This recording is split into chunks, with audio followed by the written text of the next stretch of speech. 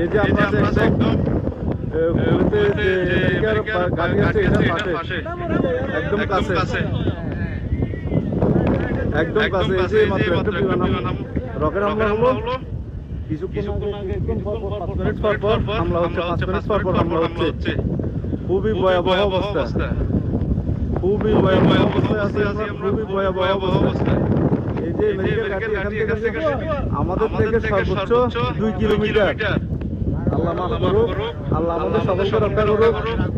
যারা কুয়েতে আছেন, সালমিতে আছেন, সকলকে বলতেছি নিরাপদ স্থানে থাকেন, সকলে সুস্থ থাকেন,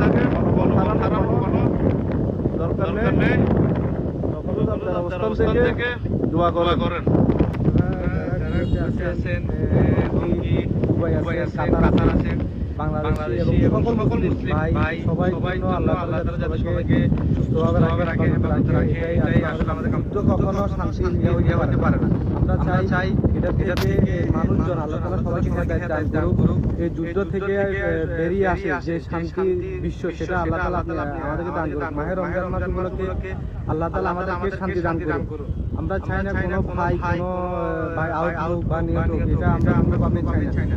আমরা সবসময় যুদ্ধের বিপরীতে আল্লাহ তাআলা আমাদের মাহে রমজান মাসে উসিলায় আমাদেরকে শান্তি দান করুন। আমাদের যারা আমরা কুয়েতে আছি সবার জন্য, বাংলাদেশে যারা আছেন আমাদের সবাই আমাদের জন্য দোয়া করবেন।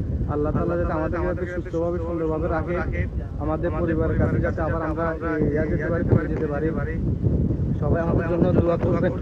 আজকে সকাল থেকে বারবার আপনার আক্রমণ হতেছে, বারবার আমরা যেখানে সর্বোচ্চ 2 কিলোমিটার আমরা তো দেখা যাচ্ছে। এখন দেখা যাক আমাদের